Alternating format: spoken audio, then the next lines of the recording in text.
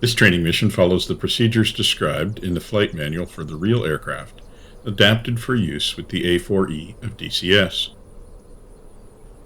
The step numbers, when provided, correspond to those of the NATOPS manual and are given to allow easy reference to it. Even though most of the steps of the interior inspection are already preset in DCS, in this training mission you can choose to perform the interior inspection to provide cockpit familiarization to new pilots of the A-4E. You can also choose to skip checks and tests that are non-essential to DCS. The cold start procedure includes the following sections: interior inspection, before starting the engine, post-start checklist.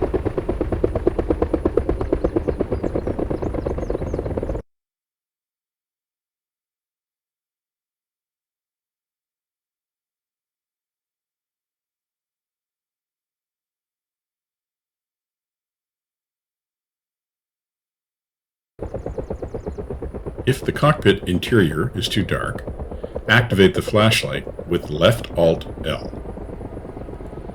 If the yellow cross cursor is not visible, press left Alt Shift C to make it appear. Also, you can press spacebar to cut short long texts in case you are repeating the mission. Press backspace if you want to perform the interior inspection section of the cold start procedure. If you prefer to skip this section, press space.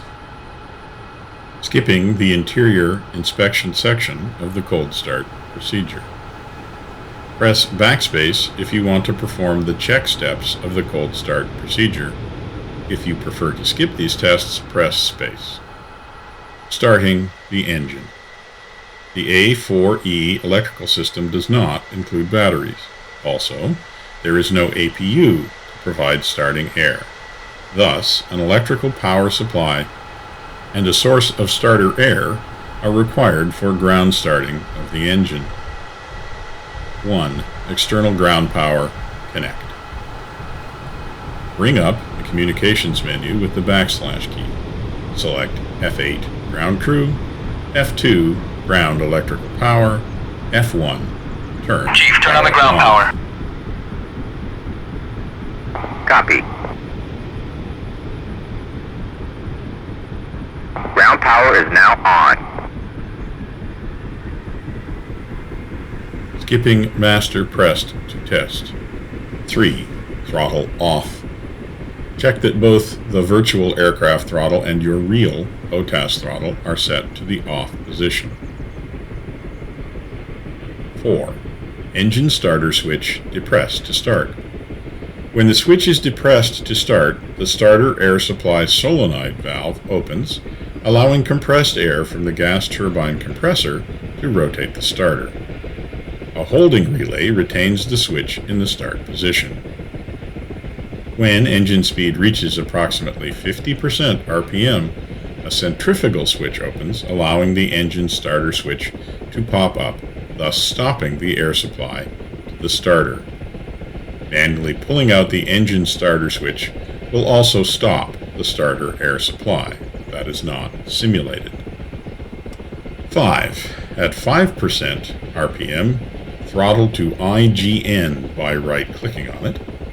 The ignition switch is actuated by movement of the throttle outboard from the off position into the IGN position. 6. At 15% RPM, throttle to idle, right-click again. This opens a fuel cutoff valve in the fuel control unit, providing fuel flow to the engine and allowing it to start. 7. Stabilized idle RPM 56 to 58% at 20 degrees C. Light off should occur within 20 seconds after the throttle is moved outboard to start the ignition cycle and is indicated by a rise in EGT after the throttle is moved to the idle position.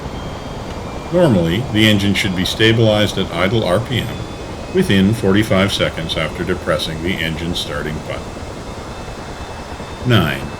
External electrical power and starting air disconnect.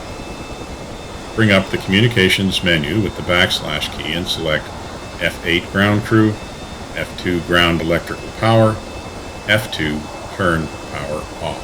Chief, turn off the ground power. Copy. Ground power After is now engine off. light off.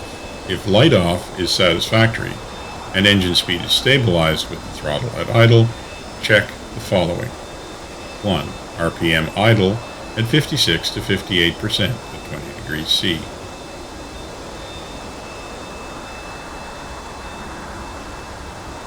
Skipping EGT check. Skipping fuel boost check. Skipping oil light check. Electronic equipment warm-up. The electronic equipment needs to warm up for a time before we are able to do the pre-flight checks. So, we will turn them on to standby now so they can warm up while we do other checks. A. Turn the navigation computer to standby for a 2-minute warm-up. B.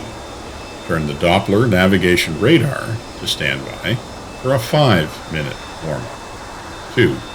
UHF switch set to T/R plus G. The Skyhawk is equipped with only a single voice radio. An ARC-51 Alpha UHF radio provides voice communications between aircraft, ships, or ground-based radio stations. This radio is energized by rotating its function selector switch from off to T/R or T/R plus G. It can tune frequency between 225.00 and 339.95 megahertz. 3. IFF master switch set to standby. Simulated. 4. TACAN switch set to receive for a 3-minute warm-up, then set to T/R. 5. AFCS set to standby. The automatic flight control system is designed to provide pilot relief from routine control of the aircraft. The AFCS will maintain heading, altitude, and pitch and bank angles and perform a coordinated turn to a pre-selected heading without the use of the pilot control stick. Placing this switch to standby provides electrical power to the AFCS for warm-up. The system should be in standby mode for at least 90 seconds prior to engaging the stability augmentation switch or the AFCS main engagement switch. Skipping master pressed to test. Skipping fuel check. Skipping oxygen check. 12. Standby ADI. Erect off flag not visible. Adjust by left click and hold and then turn the mouse wheel.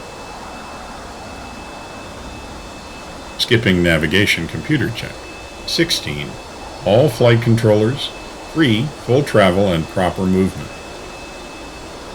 Move the control stick left to right and front to back, checking that the control surfaces move accordingly. Move the rudder pedals left and right and confirm that the rudder moves accordingly.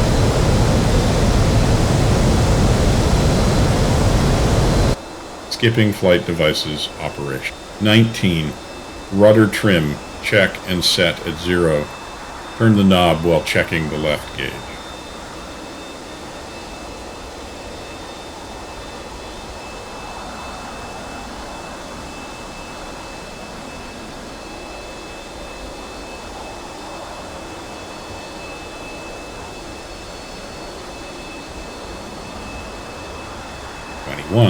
Two, aileron, stick centered. Check both left and right trim. Adjust using the trim hat on the HOTAS. Skipping external fuel tanks check. Skipping emergency fuel transfer. Congratulations, this concludes the after engine light off section of the shore cold start procedure. The aircraft is now ready to taxi. You have successfully finished this training mission. The next mission will learn the shore taxi and takeoff procedures For now, please exit the training by pressing the escape key.